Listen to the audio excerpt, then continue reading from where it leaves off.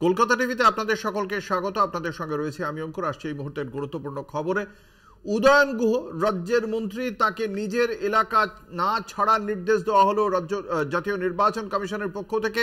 আগামীকাল নির্বাচন রয়েছে কোচবিহার, আলিপুরদুয়ার এবং জলপাইগুড়িতে। কোচবিহারের দিনহাটা এর আগেও বারংবার নিশীথ প্রামাণিক বনাম উদয়ন গুহর যারা কর্মী সমর্থকরা রয়েছেন তাদের মধ্যে সংঘাতের চিত্র দেখেছে।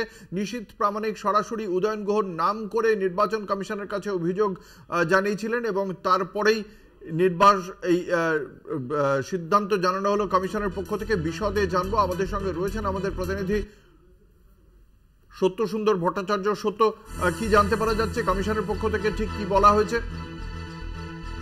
নিশীথ প্রামাণিক উত্তরবঙ্গ উন্নয়ন মন্ত্রী উদয়ন গুহর বিরুদ্ধে নির্বাচন কমিশনে অভিযোগ করেছিলেন। সেই অভিযোগে তিনি জানিয়েছিলেন যে রাজ্যের মন্ত্রী উদয়ন গুহ তিনি কোচবিহার যে এলাকা রয়েছে লোকসভা কেন্দ্রের বিভিন্ন জায়গায় তিনি প্রভাবিত করার চেষ্টা করছেন সাধারণ মানুষকে, এবং সেই অভিযোগের পরিপ্রেক্ষিতেই আজকে নির্বাচন কমিশন নির্দেশ দিয়েছে যে উত্তরবঙ্গ উন্নয়ন মন্ত্রী উদয়ন গুহ তিনি দিনহাটায় তার যে বিধানসভা কেন্দ্র রয়েছে সেই এলাকাতেই, বিধানসভা এলাকাতেই তিনি ঘোরাফেরা করতে পারবেন। সেই এলাকার বাইরে, বিধানসভা কেন্দ্রের বাইরে তিনি বের হতে পারবেন না ভোট শেষ না হওয়া পর্যন্ত।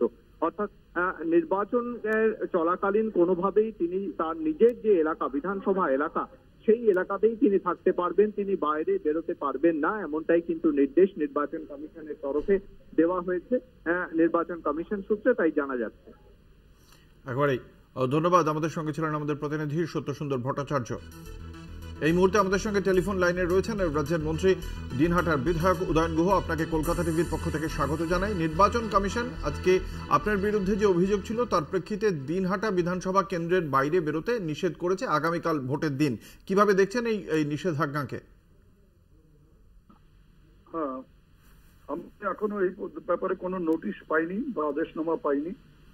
যদি এরকম কোনো নোটিশ বা আদেশনামা নির্বাচন কমিশন পাঠায়, নিশ্চয়ই আমি সেটা একজন সুনাগরিক হিসেবে অক্ষরে অক্ষরে পালন করব। কিন্তু আমি এটা অভিভূত নির্বাচন কমিশনের এই আদেশের কথা শুনে, যে এটা জেনে গেলাম যে কোনো সময় যদি কাউকে বাড়িতে আটকে রাখা বা তার নিজের বিধানসভা কেন্দ্রে আটকে রাখার জন্য আবেদন করে, তাহলে নির্বাচন কমিশন সে ব্যাপারে সাড়া দিয়ে তার সেই আবেদনকে মঞ্জুর করবেন। তাহলে ভবিষ্যতে আমরাও সেই ব্যাপারে সচেষ্ট থাকব।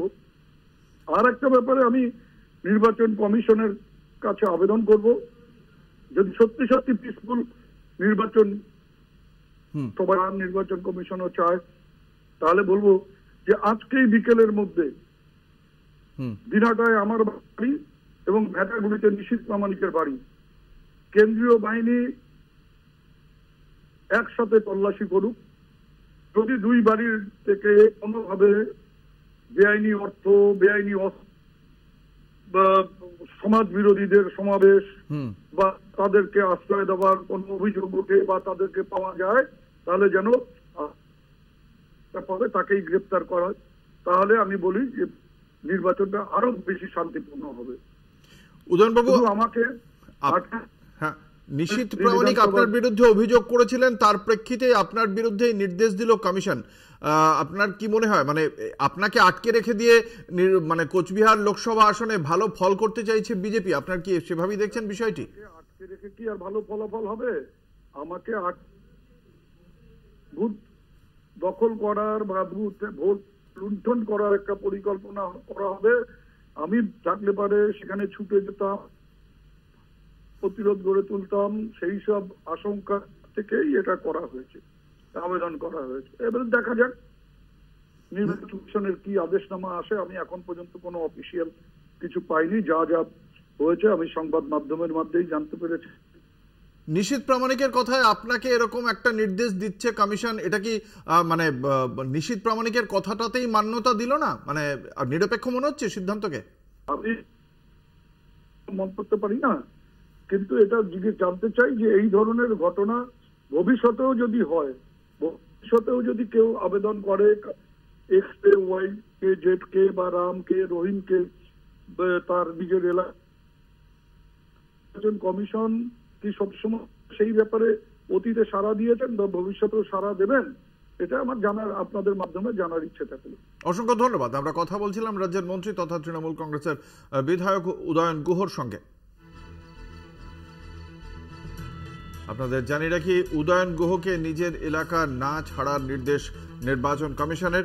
এর আগে আপনারা জানেন একাধিকবার নিশীথ প্রামাণিক এবং উদয়ন গুহর কর্মী সমর্থকরা সংঘাতে জড়িয়েছেন। উদয়ন গুহর জন্মদিন উদযাপনের দিনেও দুপক্ষের মধ্যে গন্ডগোল হয়, তখন দুই নেতাকে প্রকাশ্যে বচসাতেও লিপ্ত হতে দেখা যায় এবং এই ঘটনাকে কেন্দ্র করে যথেষ্ট উত্তেজনা ছড়িয়েছিল কোচবিহারের দিনহাটায়। এই কোচবিহারের দিনহাটা কেন্দ্রে আপনাদের জানি রাখি নিশীথ প্রামাণিক তিনি প্রথমে জয়যুক্ত হয়েছিলেন, মাত্র 56 ভোটে জয়যুক্ত হয়েছিলেন তিনি, কিন্তু পরবর্তীকালে রেকর্ড ভোটে জয়যুক্ত হন উদয়ন গুহ।